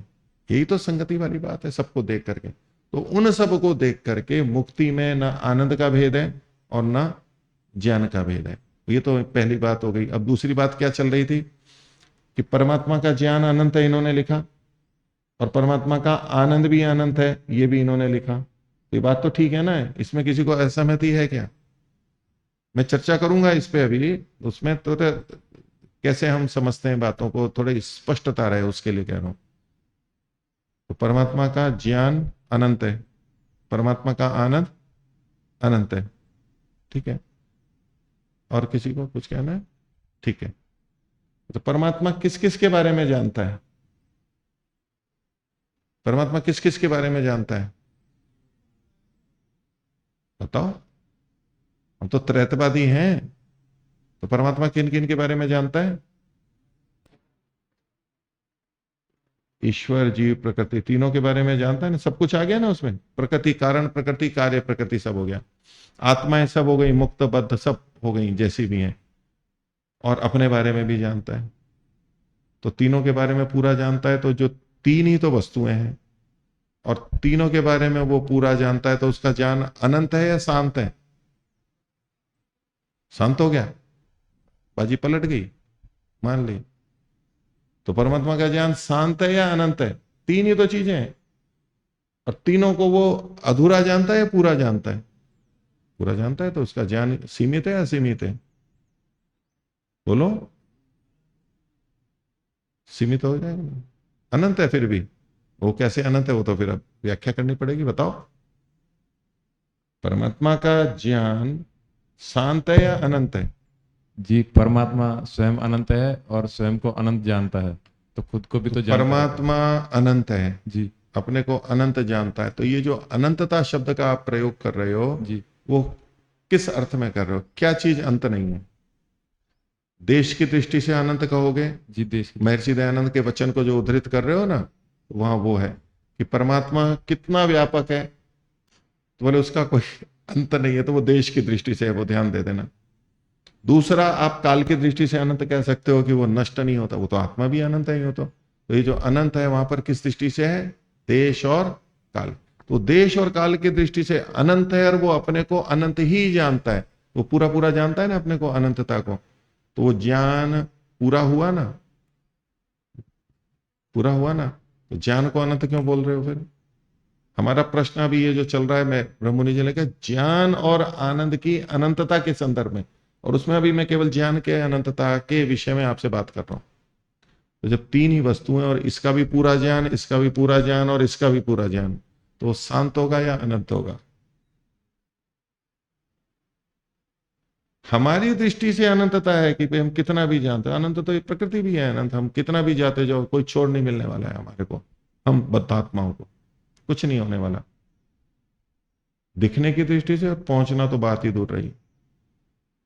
तो इस दृष्टि से देखेंगे तो परमात्मा का ज्ञान पूर्ण ज्ञान है, परमात्मा को पूर्ण ज्ञान है।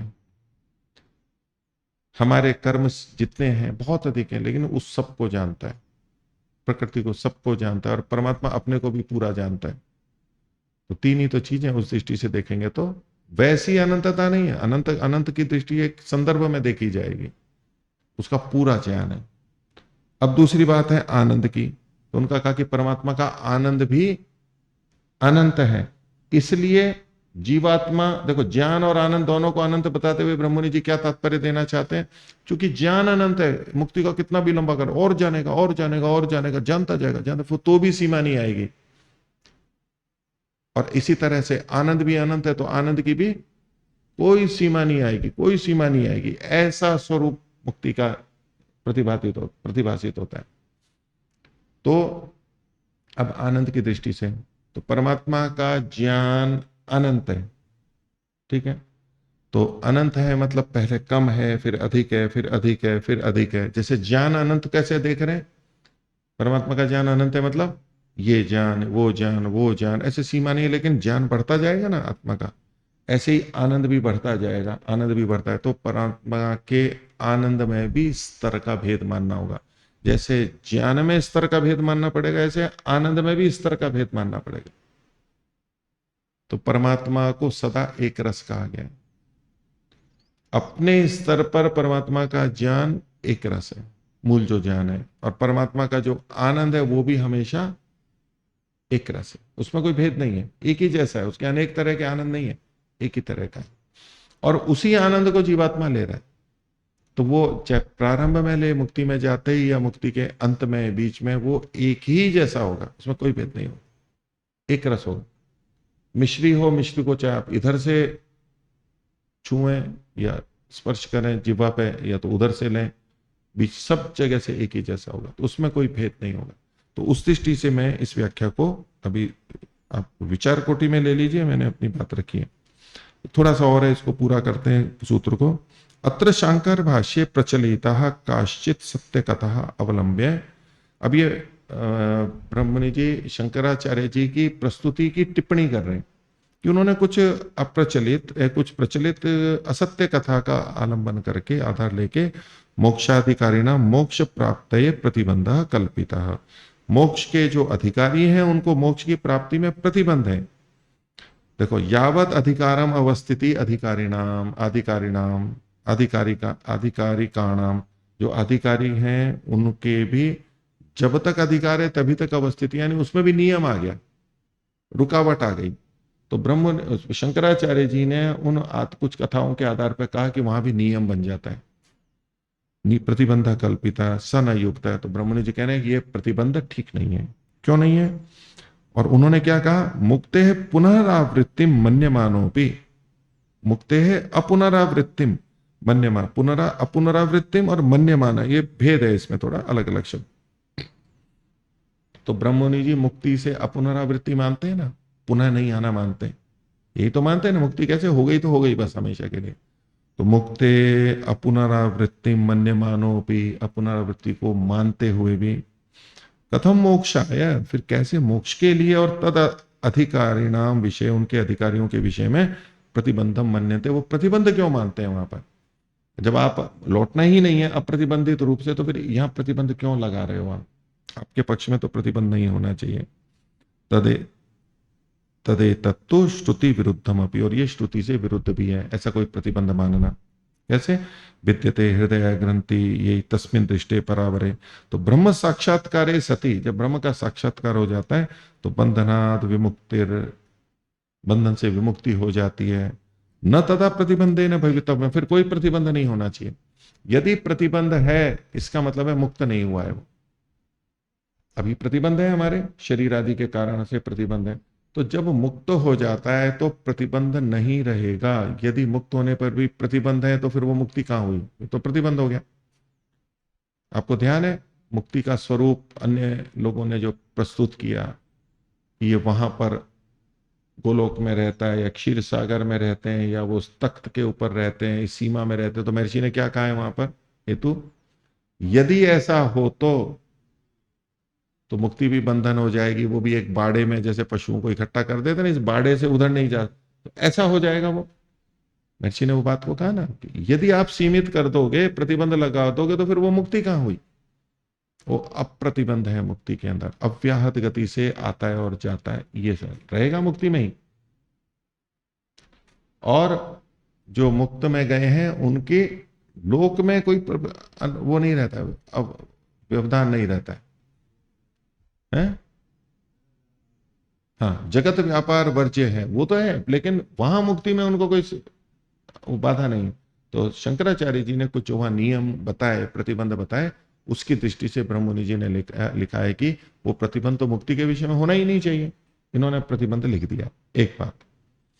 दूसरी बात, उसको जब हम देखते हैं, मैं वेदांत दर्शन वो ब्रह्ममुनि जी के, इनके शंकराचार्य जी के आधार पर गीता प्रेस गोरखपुर वाला है, उसमें सीधे सीधे शंकराचार्य जी का भाष्य नहीं लिखा है लेकिन तात्पर्य लिखा है। उसकी सूत्र की भूमिका में देखो क्या लिखते हैं। वशिष्ठ और व्यास आदि जो अधिकार प्राप्त ऋषिगण है, ये जो ना आधिकारिका नाम, तो कौन किन अधिकार को प्राप्त है? वशिष्ठ और व्यास आदि। वहां शंकर भाष्य में अनेक ऋषियों के नाम लिखे हुए हैं जो कि अधिकारी थे, चारों वेदों का ठीक ज्ञान प्राप्त कर लिया था, इत्यादि इत्यादि बहुत सारी बातें लिखी हुई हैं। वो ब्रह्मा के मानस पुत्र थे, इत्यादि बहुत बड़ी बातें लिखी हुई हैं कई। तो वशिष्ठ और व्यास आदि जो अधिकार प्राप्त ऋषिगण हैं, उनकी अर्ची मार्ग से गति होती है या वे इसी शरीर से ब्रह्मलोक तक जा सकते हैं। तो एक तो ब्रह्मलोक गमन का जो पीछे प्रसंग आया था ना, अर्ची आदि में जाते जाते क्रम से, तो ये जो विशिष्ट लोग हैं वो भी इसी मार्ग से जाते हैं या सीधे चले जाते हैं, ये भूमिका बनाई है इन्होंने। और सूत्रार्थ जो लिखा, जो अधिकार प्राप्त कारक पुरुष हैं उनकी जब तक अधिकार की प्राप्ति नहीं, समाप्ति नहीं होती, तब तक अपनी इच्छा अनुसार स्थिति रहती है। अब ये जो इच्छानुसार स्थिति रहती है ना, उसमें अब ये मानते हैं कि मुक्ति से भी ये आत्माएं, इन ऋषियों की आत्माएं भिन्न भिन्न कार्यों के लिए बंधन में आती हैं, ये कार्य के लिए, ऐसी कुछ कथाएं होंगी जिसका उन्होंने आश्रय लिया। तो उसमें क्या कहते हैं ये, उनकी सभी क्रियाएं साधारण जीवों से विलक्षण एवं दिव्य होती हैं, वे अपने इच्छानुसार शरीर धारण करने में समर्थ होते हैं, अतः इनके लिए अर्ची आदि देवताओं की सहायता आवश्यक नहीं। जब तक उनका अधिकार रहता है तब तक वे इस जगत में आवश्यकता अनुसार सभी लोकों में स्वतंत्रता पूर्वक जा सकते हैं। अंत में परमात्मा में विलीन हो जाते हैं, इसलिए अन्य साधक या मुक्त पुरुष उनके समान नहीं हो सकता। तो विलीनता तो फिर भी बता रहे हैं, ये जो आने जाने का है वो कैसे मानते हैं? सशरीर। महर्षि दयानंद ने जो आने जाने का लिखा है वो अशरीर के, आत्मा की दृष्टि से लिखा। तो कितने उदाहरण हैं इसके अंदर, ब्रह्म शंकर भाष्य है, उसके अंदर बहुत कई ऋषियों के नाम लिखे हैं, उदाहरण लिखे हैं। तो उसमें जैसे मैं एक वाक्य बोलता हूं, भृग्वादीनाम अपि ब्रह्मणा एव मानस पुत्राणाम वारुणे यज्ञे पुनरुत्पत्ति ही श्रूयते। एक पंक्ति बोली है मैंने, इसमें बहुत सारी बातें कि भृगु आदि नाम के कुछ थे, उनके वो ब्रह्म के जो मानस पुत्र थे, उनकी वारुण यज्ञ में पुनः उत्पत्ति हुई, यानी वो मुक्ति में चले गए थे और फिर उत्पत्ति हुई। तो एक तरफ तो ये मानते हैं कि मुक्ति से कोई लौट के नहीं आ सकता है, लेकिन इन के लिए वो स्वीकार करते हैं कि वो फिर से बंधन में आते हैं, शरीर में आते हैं।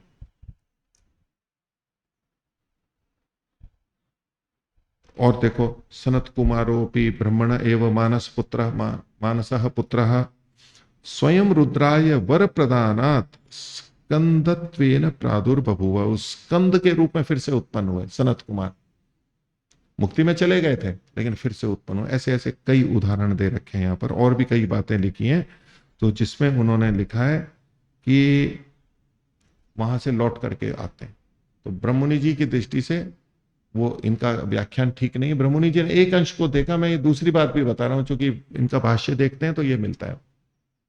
तो एक तरफ मुक्ति से पुनरावर्तन नहीं मानते हैं, यही सब जने बोलते हैं, लेकिन उन्हीं के भाष्य में लिखा है कि ये ऋषि मुनि अपनी इच्छा अनुसार जा सकते हैं। तो वो फिर इस यज्ञ में आए, इसमें आए, शरीर को बंधन को प्राप्त किया ना उन्होंने, फिर से लौटना तो है, ठीक है। मुक्ति के काल के समाप्त होने पे आते हैं वो नहीं कह रहे, लेकिन मुक्ति से लौट के तो आते हैं, ये तो इन्होंने स्वीकार किया है यहाँ पर। और भी कई बातें इसमें लिखी हैं। कर्माशय का क्षय है, मुक्ति की प्राप्ति है, ऐसे ऐसे बहुत सारे इनके सिद्धांत यहाँ पर प्रतिपादित है। उसका कोई प्रसंग नहीं है, लेकिन सार रूप में मैंने आपके सामने बात को रखा है। और इसके लिए इन्होंने उपनिषदों के वचनों को भी दिया है।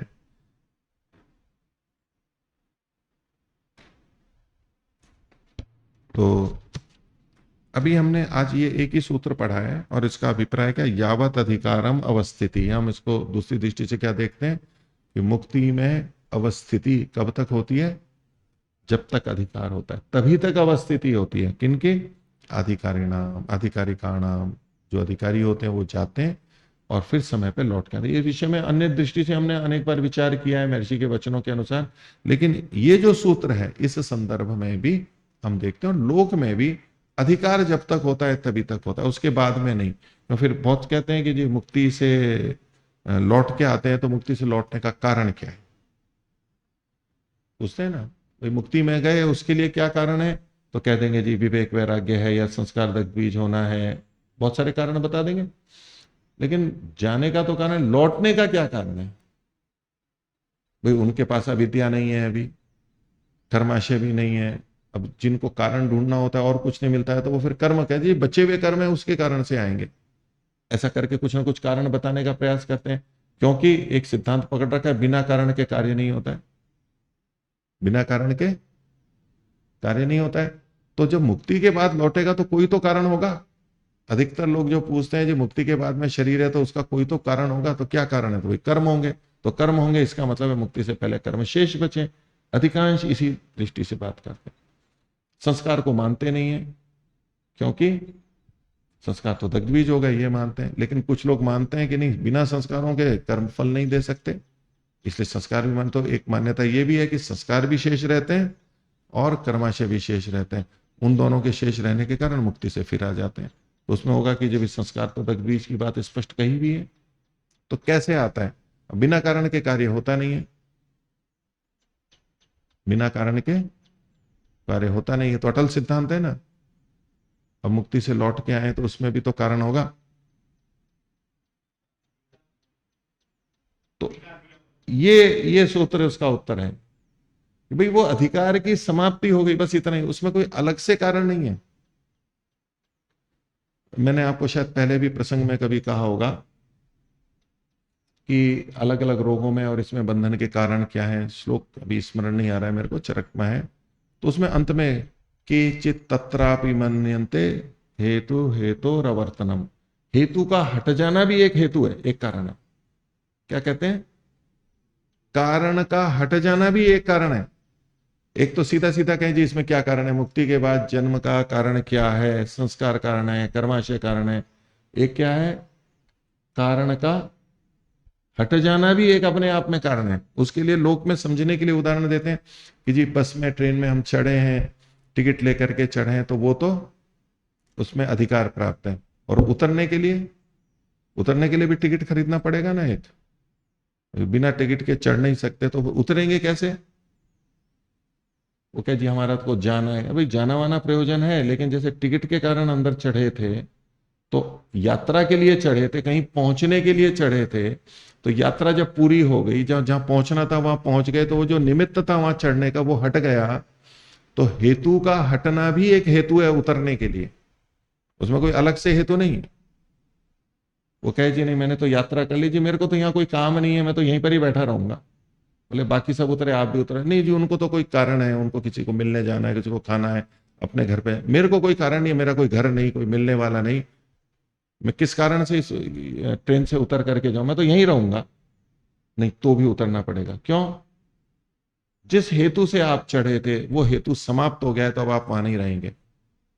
जो वेग दिया गया, मान लीजिए कोई वस्तु है जिसको वेग दिया गया, अब वो गिर जाती है तो क्यों गिरती है? तो बोले जी गुरुत्वाकर्षण के कारण गिरती है।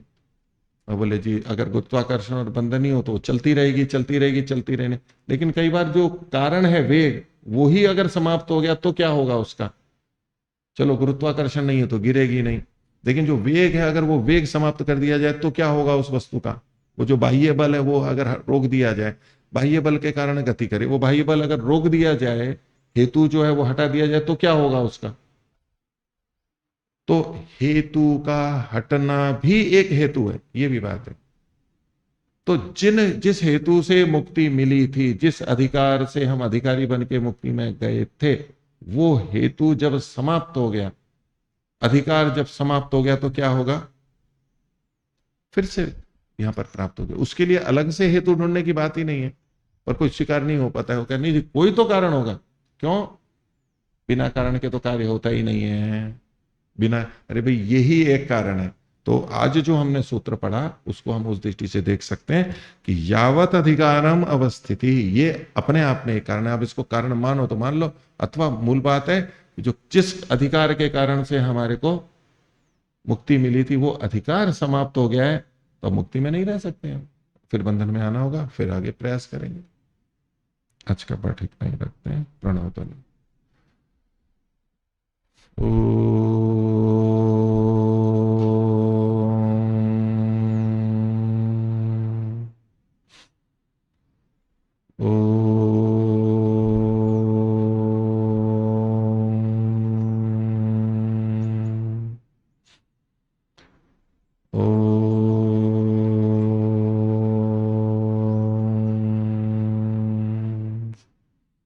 शांति शांति शांति। सर्वेभ्यो नमः। सभी को सादर अभिवादन। नमस्ते।